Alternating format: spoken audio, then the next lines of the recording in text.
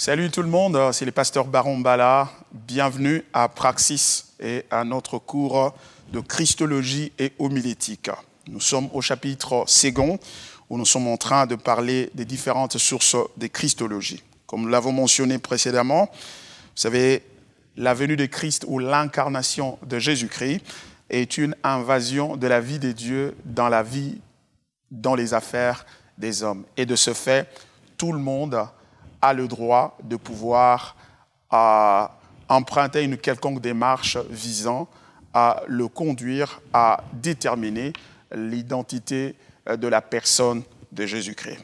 Et nous avons ici, dans la dernière session, identifié deux approches importantes et qui sont utilisées dans la Christologie. C'est ce qu'on appelle la Christologie par le haut et la Christologie par le bas. La Christologie par les hauts, bien entendu, c'est celle qui entreprend, sur base de la révélation de Dieu, telle que consignée dans les Écritures, à étudier la personne et l'œuvre de Christ.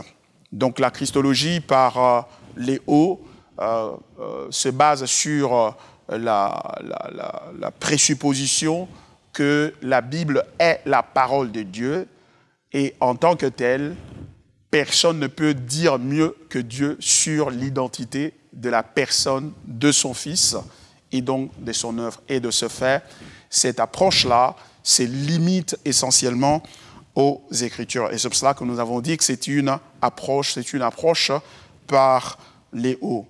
Et ainsi donc, nous disons que cette approche-là utilise l'épistémologie biblique ou l'épistémologie textuelle qui est fondée essentiellement sur la conviction que la Bible est la parole de Dieu.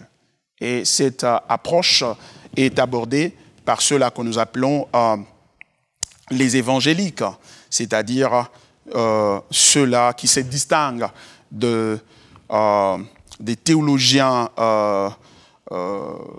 libéraux qui, eux, affirment que la Bible n'est pas la parole de Dieu, elle contient la parole de Dieu. Et de ce fait, il y a une partie de la Bible qui ne peut pas être prise pour la parole de Dieu. Et à cause de ça, donc, il suggère une démarche ou une approche appelée la Christologie par le bas qui, elle, considère qu'à côté de la Bible, il y a d'autres sources qui doivent absolument être utilisées pour pouvoir déterminer la personne et l'œuvre de Christ. Et donc, au bout du compte, nous avons fait remarquer que la pierre angulaire de la Christologie évangélique, c'est sa perception ou sa vue ou sa considération de la Bible comme étant la parole de Dieu. C'est pourquoi nous disons que, en d'autres termes, il ne suffit pas seulement d'observer ce que la Bible dit, mais aussi comment elle le dit. La manière dont la Bible dit quelque chose est très importante. Nous devons apprendre à réfléchir bibliquement, l'avons-nous dit, car nous sommes tous en proie à une christologie tordue à cause du fait que nous amenons à la tâche de lecture et d'interprétation des Écritures nos présupposés religieux et même culturels. Il n'est un secret pour personne que nous vivons dans un monde postmoderne caractérisé par la relativité de la vérité. Nous sommes dans un monde qui dit qu'il n'existe pas de vérité absolue et que la vérité est relative et donc elle dépend de celui qui l'articule. Notre vue des Écritures est centrale à notre démarche christologique. La manière dont nous considérons les Écritures, c'est-à-dire à la démarche de la détermination de l'identité de Christ. La négligence qui s'observe aujourd'hui dans les milieux chrétiens est particulièrement charismatique et spécialement due à une vue très inadéquate des Écritures.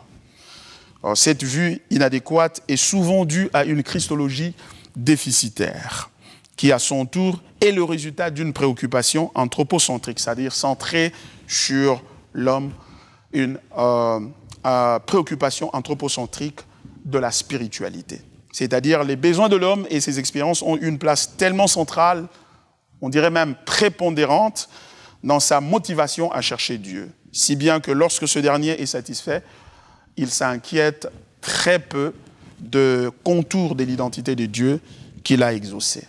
C'est une approche utilitaire à Dieu. Ce que nous voulons dire, c'est quoi? C'est qu'aujourd'hui, plusieurs qui viennent à l'Église, ils ne viennent pas parce qu'ils sont curieux de découvrir qui est Dieu et donc son identité et qui est Jésus et ce qu'il a fait, mais plutôt ils viennent motivés par le désir de voir leurs besoins être satisfaits. Et lorsque ces besoins-là sont satisfaits, ils n'ont que foutre de l'identité de la personne de Christ. Parce que pour eux, la fin justifie le moyen. Et c'est pour cela que nous voyons de plus en plus un désintéressement généralisé à la doctrine biblique, à la doctrine de la foi dans l'Église. Et nous voyons une ressurgence ou une ascendance, même pourrons-nous dire, de la prière sur l'étude biblique. Dans beaucoup d'églises, lorsque vous y allez, le jour de la réunion de l'étude biblique, il y a très peu de gens. Le jour prévu pour les prières d'intercession, la salle est pleine. Et bien pourquoi? Parce que de plus en plus, on se rend compte que la priorité est accordée à l'Église, pourrais-je dire, à la satisfaction de besoins de l'homme. Et de ce fait, l'Église est en proie à des manœuvres de séduction que le diable amène. Ce que Dieu peut faire pour nous est plus important que ce qu'il est. Voyez-vous, c'est pourquoi le charisme est de plus en plus recherché, et même plus recherché que le caractère chrétien. Et on se plaint que dans la suite, on voit des scandales qui se commettent dans l'Église, partout ailleurs, et on se demande quelle en est leur cause. La cause, c'est une négligence christologique, c'est-à-dire de moins en moins la préoccupation que l'Église a à découvrir qui est Christ et qu'est-ce qu'il a fait. Et ainsi donc, on est plus préoccupé à savoir qu'est-ce qu'il peut faire pour moi, qu'est-ce qu'il peut faire pour nous. Il suffit seulement de regarder, de lire les banderoles, les affiches sur la rue et pour voir les différents thèmes qui sont proposés au public pour vous rendre tout de suite compte qu'il y a là un problème dans l'Église, un problème christologique. Et le problème christologique conduit à une crise de l'Évangile.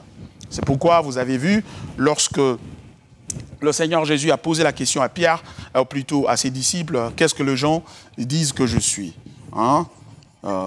Qu'est-ce que les gens disent que je suis? Qui est Jésus? Finalement, lorsque Pierre a dit que tu es le Christ, le Fils de Dieu vivant, le Fils de Dieu, et Jésus a tout de suite après commencé à parler du fait qu'on va l'arrêter et on va le traduire devant un tribunal de païens, de gentils, et finalement, il va mourir. Voyez-vous, on a parlé de sa nature, il en est résulté donc un discours sur son œuvre, l'œuvre de Jésus. L'œuvre de Jésus, c'est-à-dire la performance de Jésus. La performance de Jésus.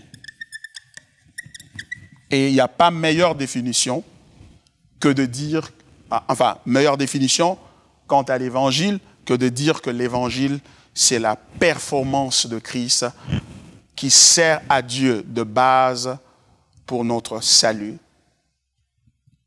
sur base de notre foi seule. Voyez-vous? Donc, lorsque nous perdons l'identité de Christ, nous perdons l'Évangile également. Et lorsque nous perdons l'Évangile, nous perdons le christianisme. Lorsque nous perdons l'identité de Christ, nous perdons son œuvre qui est l'Évangile, la bonne nouvelle. Et lorsque nous perdons l'Évangile, nous perdons le christianisme et il ne nous reste plus qu'une religion qui ressemble sur le plan de sa coquille, de l'extérieur, au christianisme, mais sa substance au fond, ce n'est pas le christianisme. C'est pourquoi l'apôtre Paul a dit, parlant de certains croyants hypocrites, il a dit, ayant l'apparence de la piété, mais régnant ce qui en fait la force. Voilà la raison pour laquelle nous devons absolument être centré sur l'Évangile. Une telle perspective conduit à la superficialité dans la démarche christologique qui ne peut se faire sans une rigueur herméneutique basée sur une vue très élevée des Écritures. Ainsi, l'Église s'expose à l'infiltration de la séduction des hérésies christologiques. Ceci a démontré au travers de l'histoire de l'Église et a été démontré au travers de l'histoire de l'Église, voulais-je dire, et se vérifie encore aujourd'hui.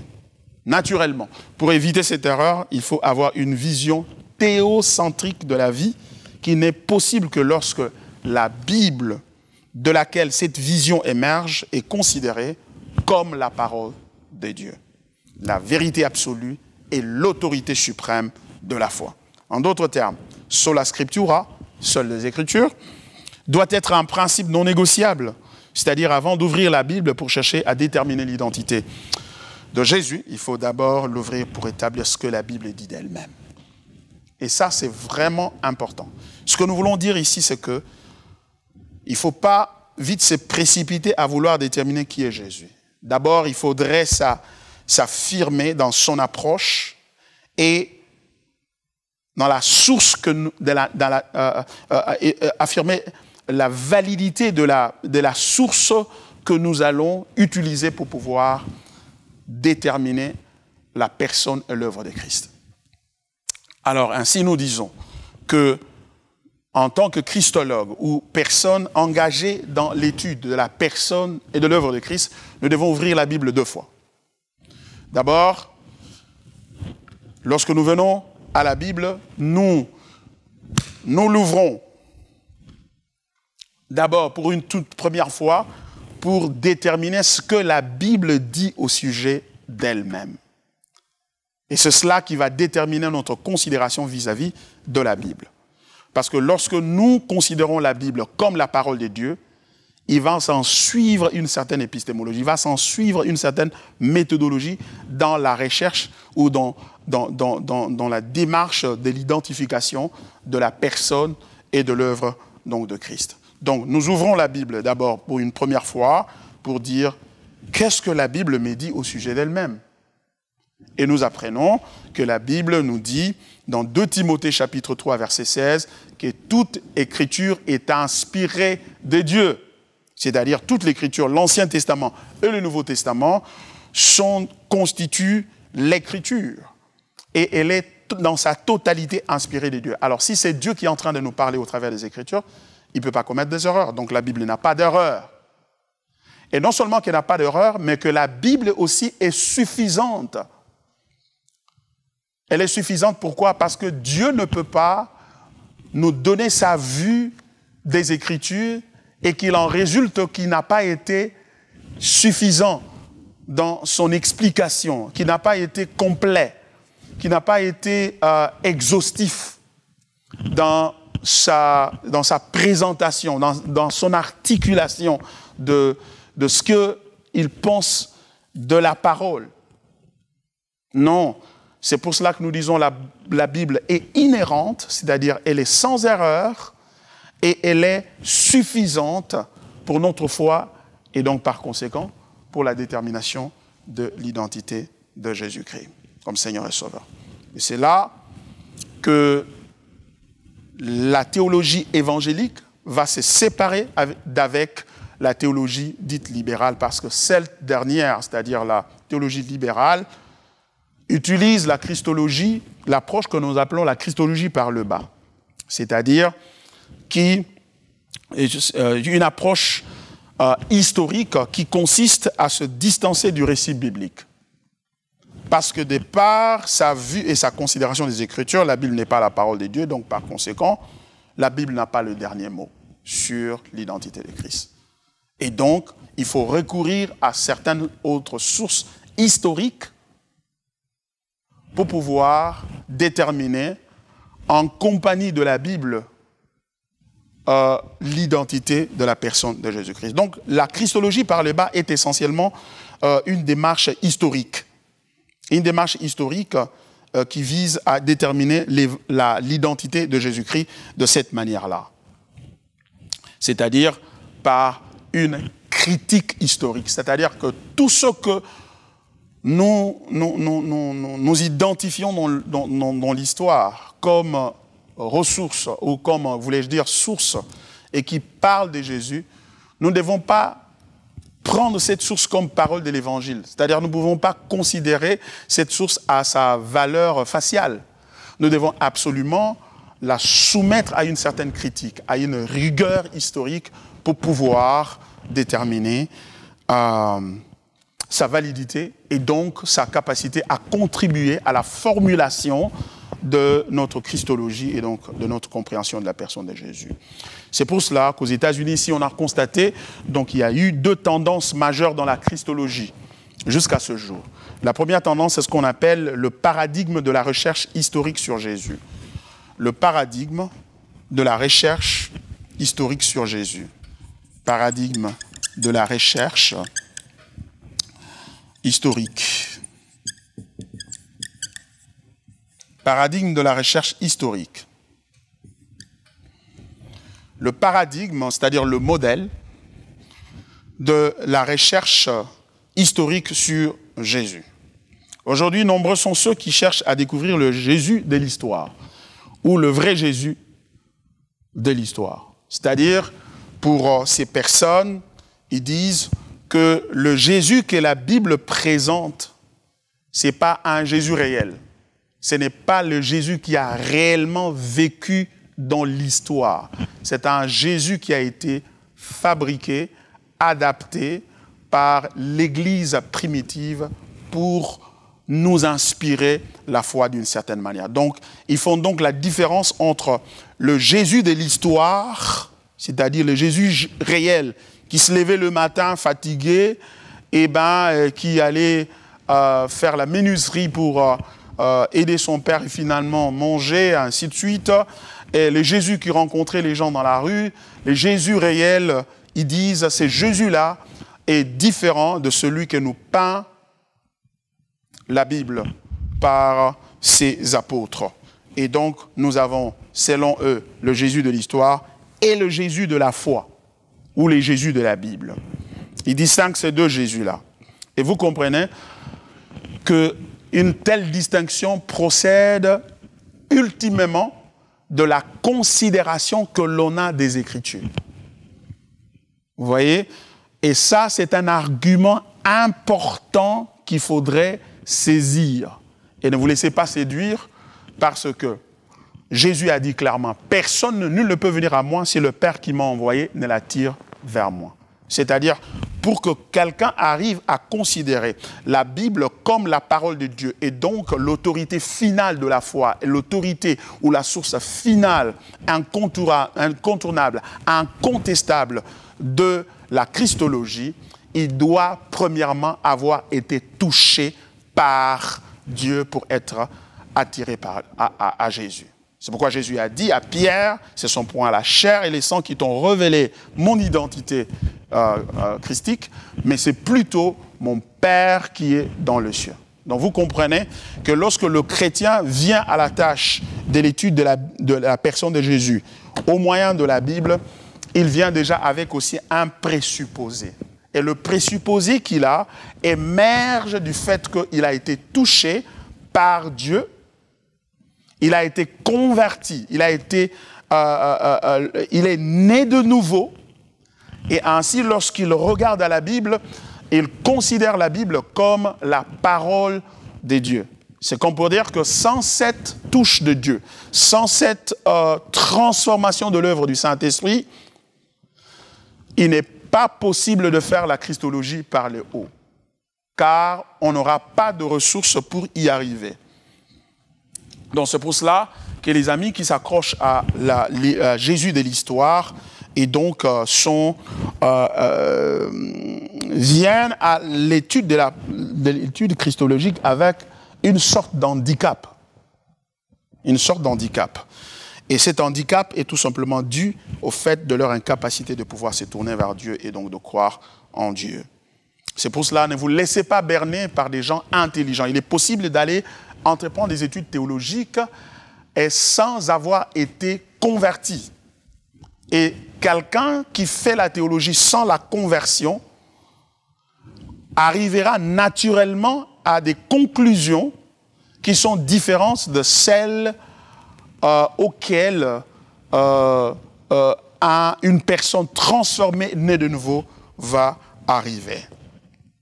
Donc, et c'est pour cela que nous avons noté, dans les notes, vous allez voir que nous nous étendons un peu plus en long et en large là-dessus et nous expliquons beaucoup de choses là-dessus, mais qu'il suffise ici pour nous de savoir qu'il y a ce qu'on appelle le séminaire sur Jésus, c'est-à-dire de 1985 à 1991, environ 200 spécialistes du Nouveau Testament se sont réunis 2 fois par an dans l'ensemble des États-Unis d'Amérique, dans le cadre du séminaire sur Jésus. Le séminaire s'est réuni pour déterminer lesquelles des quelques 500 paroles attribuées à Jésus dans le Nouveau Testament étaient réellement prononcées par le Seigneur Jésus historique et lesquelles, plus tard, ont été mises dans sa bouche. Et vous allez, si vous êtes curieux, vous allez lire un livre par monsieur Bart Ehrman, qui est un Américain et qui a écrit un livre du titre Misquoting Jesus. Et nous allons faire apparaître ça sur l'écran pour vous de prendre les références. Et cet homme est justement en train de démontrer, il est une belle illustration de cette approche historique de la recherche de Jésus de l'histoire. Parce que dans ce livre-là, il est en train d'affirmer que les paroles qui sont attribuées à Jésus-Christ dans le Nouveau Testament ne sont véritablement pas les paroles de Jésus. Elles ont été transformées, elles ont été forgées pour accommoder une certaine conviction, une certaine perspective. Donc, et c'est ce qui amène plusieurs chrétiens et plusieurs enfants de Dieu à se distancer de la théologie. Et en le faisant, malheureusement, plusieurs jettent le bébé avec l'eau de son bain. Ça ne veut pas dire que si tu vas aller voir un médecin, j'espère que ce ne sera pas le cas pour vous, vous allez voir un médecin et il vous abuse, il vous donne un mauvais médicament, et vous le prenez, ça vous dérange votre santé, et finalement vous allez voir un autre qui vous dit que non, mais écoutez, ce que vous avez pris n'est pas bon, et j'espère que ce ne sera pas la dernière fois pour vous pour aller voir un médecin. C'est-à-dire que si vous avez été abusé par un médecin, vous n'allez pas dire que tous les médecins sont mauvais, alors je reste à la maison. C'est ce que nous voyons aujourd'hui. Parce que un théologien a commis des erreurs, eh bien, tous les théologiens ne sont pas bons. Et d'ailleurs, il ne faut pas faire la théologie, il faut seulement les Saint-Esprit. Un pasteur s'est méconduit, eh bien, tous les pasteurs sont bons, c'est fini pour moi l'église, je reste à la maison. J'espère que ce ne sera pas le cas pour vous. Alors, le deuxième paradigme, c'est le paradigme du pluralisme. Le paradigme du pluralisme. Nous avons dit le premier, c'était le paradigme de la recherche historique de Jésus. Et nous disons ici, le paradigme du pluralisme. Pluralisme. Ce paradigme est quelque peu lié au premier paradigme de la recherche historique. Dans quel sens? Dans le sens où le paradigme du pluralisme part du fait que c'est en fait, ce paradigme émerge du postmodernisme. Vous savez, le postmodernisme, c'est la période après le modernisme. C'est cette période qui... le modernisme, c'est la période où on assistait au triomphe de la science. C'est-à-dire, les hommes, et l'Occident particulièrement, ne voyaient la science, voulais-je dire, ou la raison ou la rationalité comme l'autorité suprême sur la vérité. Quelque chose qui ne peut pas être prouvé scientifiquement, donc rationnellement, ne peut pas être prise comme de la vérité. Et finalement, c'est pour cela qu'ils pensaient que non, écoutez, si l'homme, parce que l'homme est naturellement bon, Jean-Jacques Rousseau, vous vous rappelez, qui a dit si l'homme est naturellement bon, c'est son environnement qui le corrompt. Et par conséquent, si vous soumettez l'homme à l'éducation, à un système d'éducation, il va certainement atteindre sa performance optimale, il deviendra meilleur, et si celui-ci devient meilleur, celle-là devient meilleure, et nous allons construire une meilleure société sur base de l'éducation et donc de l'éducation scientifique. Malheureusement, la Première et la Deuxième Guerre mondiale ont démontré que cette éducation qui a conduit à l'amélioration technologique a finalement, dans le cas qui concerne l'Europe, a conduit à l'autodestruction, de telle sorte que les hommes ont commencé à se détruire eux-mêmes. Et finalement, on s'est rendu compte que la raison n'est pas suffisante, il faudrait y ajouter aussi le spirituel, la métaphysique. Mais les hommes ont dit, ce spirituel-là, il n'existe cependant pas une spiritualité qui soit personnalisée du genre de celle que la Bible articule. Un Dieu unique, créateur du ciel et de la terre. Alors s'il est unique, il n'y a que lui qui détient le monopole de la vérité et donc tout le monde devra se soumettre à lui. Un Dieu personnel qui est intelligent, qui a la volonté, qui peut dire « je veux ceci, je ne veux pas cela », du genre des 10 commandements ou les autres commandements qu'on trouve dans la Bible. Les hommes ont dit « non, un tel Dieu n'existe pas, nous avons un Dieu plutôt panthéiste, c'est-à-dire un Dieu qui, en fait, qui est la somme de nous tous mis ensemble. Nous tous mis ensemble, nous constituons Dieu. Par conséquent, si Dieu, c'est nous tous mis ensemble, donc j'ai une partie des dieux, l'autre a une partie des dieux, celle-là aussi a une partie des dieux. Nous avons chacun une partie des dieux en nous. Donc Dieu n'est pas allé chercher à l'extérieur, Dieu doit être cherché à l'intérieur. Rentre en toi-même et découvre Dieu qui est déjà en toi. C'est le fondement un peu, quelque part, qui partage la méditation transcendantale, rentrez en vous-même, méditez, vous allez trouver la vérité en vous. Mais la Bible est claire et formelle là-dessus, parce qu'elle affirme que tous ont péché et sont privés de la gloire de Dieu. Donc Dieu n'est pas dans l'homme, Dieu est séparé de lui, il est loin de lui, et il est en colère contre l'homme et l'humanité. Mais heureusement, quelle bonne nouvelle, c'est Dieu, c'est un Dieu d'amour, il a envoyé son Fils Jésus-Christ pour pouvoir mourir pour les hommes et les réconcilier avec lui. Voyez-vous? Alors les postmodernes disent non, il n'y a pas un tel Dieu, notre Dieu, chacun a la vérité en lui, il a une partie des dieux. Parce que vous avez une partie de Dieu en vous, donc vous avez une partie de la vérité. Par conséquent, ta vérité ne peut pas être supérieure à la mienne. Sa vérité ne peut pas être supérieure à la mienne. Donc je ne suis pas évangélisable. Car j'ai ma vérité à moi. Donc il n'y a pas de vérité absolue, il y a pluralité de la vérité. Voilà. Le paradigme du pluralisme. Donc il y a pluralité, il y a plusieurs vérités qui se complètent, qui s'aident et qui forment un tout. Donc par conséquent, que personne ne se croit au-dessus de tout. C'est pour cela, les gens qui croient à ce paradigme-là, qui croient à cette manière de réfléchir, qui voient le monde de cette manière-là, du point de vue pluraliste, eh bien, ils ne croient pas que la Bible soit considérée comme la seule source et la source suprême de la vérité. Donc, absolument, il faudrait recourir à d'autres sources pour faire la christologie. Donc, voilà, en quelques mots, c'est que l'on entend par le paradigme du pluralisme. Nous allons ajouter quelque chose pour dire, le paradigme du pluralisme conduit à une christologie critique, à un engagement a priori en faveur du pluralisme qui implique un rejet également a priori d'une christologie confessionnelle. Ce rejet de l'orthodoxie est la conviction commune que le pluralisme partage avec la recherche historique sur Jésus. Les deux soutiennent qu'il est impossible de croire que les Écritures affirment ou ce que l'Église a confessé à propos de l'identité de Jésus-Christ. Une méfiance fondamentale à l'égard de la faillibilité de la Bible et un rejet de l'autorité universelle de la Bible entraîne directement un changement fondamental des convictions théologiques. Vous comprendrez donc que si nous perdons la conviction de l'inspiration, de l'inhérence et de l'autorité suprême de la Bible, nous perdons Christ. Et quand nous perdons Christ, nous perdons l'Évangile. Et quand nous perdons l'Évangile, nous perdons le christianisme.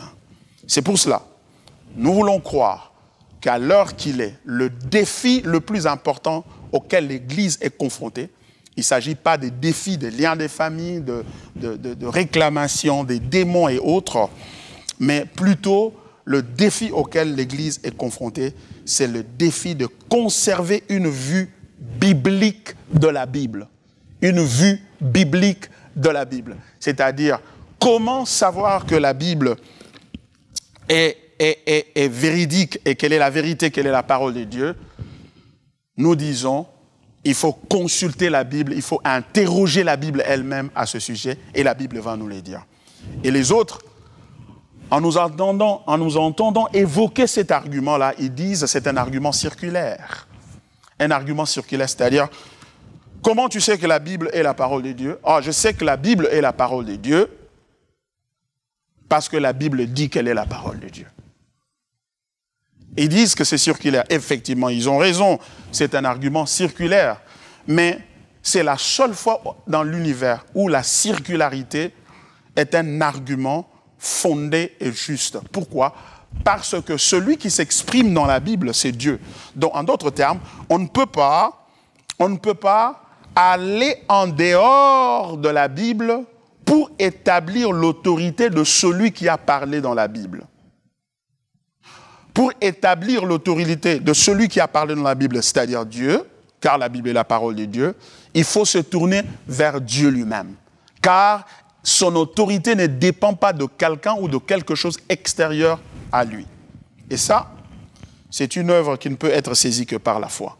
C'est pour cela que nous continuons à insister qu'il est important de réaliser le défi auquel nous sommes confrontés maintenant, qui est un défi de la considération de la Bible. C'est pourquoi nous sommes en train de réveiller l'attention de l'Église sur le fameux mouvement prophétique qui est en train de prévaloir dans l'Église maintenant, qui est en train de secouer l'Église maintenant. Et le danger qu'il y a dans ce mouvement prophétique, c'est justement d'amenuiser la confiance de croyants dans la suprématie des Écritures. La légèreté qui accompagne le traitement des Écritures par certains de ceux qui pratiquent le prophétisme dans l'Église est symptomatique d'une séduction insidieuse qui a élu domicile au sein de l'Église. Ce n'est pas que nous sommes opposés à l'exercice du ministère prophétique. La Bible nous demande de ne pas rejeter les prophéties, mais plutôt de les discerner. Seulement, nous avertissons l'Église quant à un exercice abusif de ce ministère prophétique qui a des répercussions très graves, allant jusqu'à obscurcir l'identité de Christ dans le chef de croyants.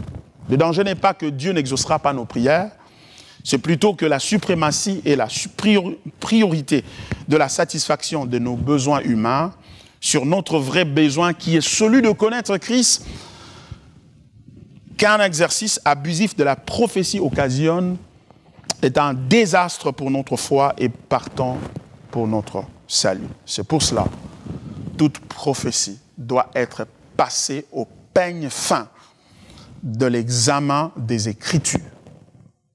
Car sans les Écritures, nous n'avons pas de christianisme.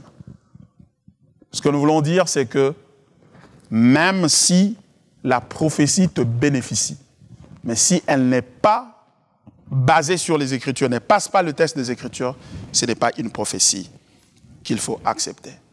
Nous voulons nous arrêter là. Nous croyons que vous avez saisi la matière. Sinon, n'hésitez pas de nous poser des questions. Nous avons promis une séance de questions et réponses durant cette formation. Que Dieu vous bénisse et nous allons prochainement passer à notre chapitre 3. Que Dieu vous bénisse. Au revoir.